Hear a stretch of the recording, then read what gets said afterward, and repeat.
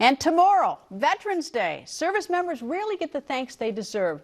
They run towards danger to protect us and our communities, but some of their families' health and safety is at risk right here at home.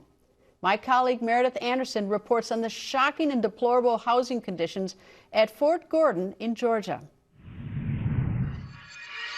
They've faced combat, engaged in cyber warfare, but our men and women in uniform, it's awful, have also been fighting another battle. Only this one is on the home front. It was horrible. Absolutely horrible. And their families, including their children, are on the front lines. Shortness of breath scared me to death out of my sleep. We'll get to the problems we uncovered in just a minute. But first, let's start with who's in charge of military housing. And it's not the military. The military got out of the housing business in 1996 because, well, being a landlord is expensive. Enter real estate developers like Balfour Beatty. They would repair, replace, and maintain the homes. In return, the military promised a family's BAH, or Basic Allowance for Housing, for 50 years. Hey, a long and steady stream of customers with cash? Sign us up. And it worked, for a while.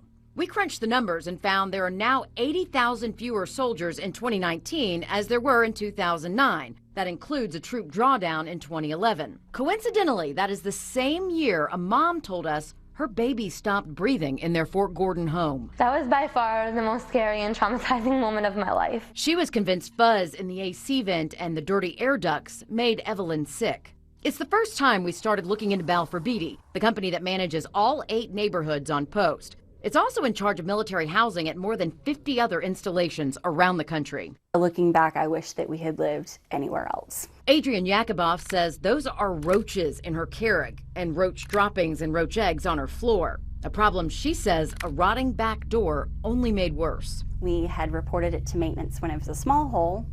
It didn't get repaired. It turned into the size of a baseball. 3 other families too nervous to go on camera sent us photos of possible mold and moisture concerns. One man said, "You wouldn't want your family breathing this in." Michaela Hall believes her son did.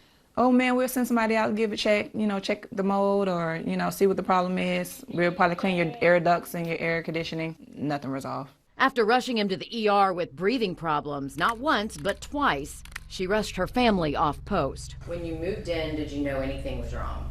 No. She has to hide her identity to protect her husband, but showed us her medical records. From acute sinusitis to chronic allergies to community-acquired pneumonia to COPD, it appears she was sick the majority of the time she lived on post. I never thought that's what it was until I got the letter. This letter, it identifies her as submitting a work order addressing health or safety concerns. She's now living off post and is on the Army's Housing Environmental Health Response Registry. We're told 90 Fort Gordon families in all are now on that list. Recently, the garrison commander gave us unprecedented access, taking us on a driving tour of the neighborhoods on post. How big of a problem has this been on Fort Gordon? Well, there certainly has been a problem. There's been a problem across multiple Army posts, but what we're focused on here at Gordon really is life, health, safety is our first tranche, if you will. So we want to make sure that any gas issues, electrical issues, black mold, any of those kinds of problems that we're seeing that affect life, health, safety, we want to get after first. And there have been some life, health, safety issues. There have. Colonel Jim Clifford confirmed 122 electrical issues, 130 pest problems, 73 mold moisture complaints, and 7 gas issues in Balfour Beatty homes on Fort Gordon. But a former Balfour Beatty employee believes the problem is worse than the Army knows. She says she was told to keep the Army partners in the dark about problems. What happens in Balfour Beatty stays in Balfour Beatty. Again, that 50-year agreement built on a base number of renters, which has gone down. But so have their checks. In 2015, soldiers saw a cut in their housing allowance, meaning fewer people were now paying fewer dollars for housing.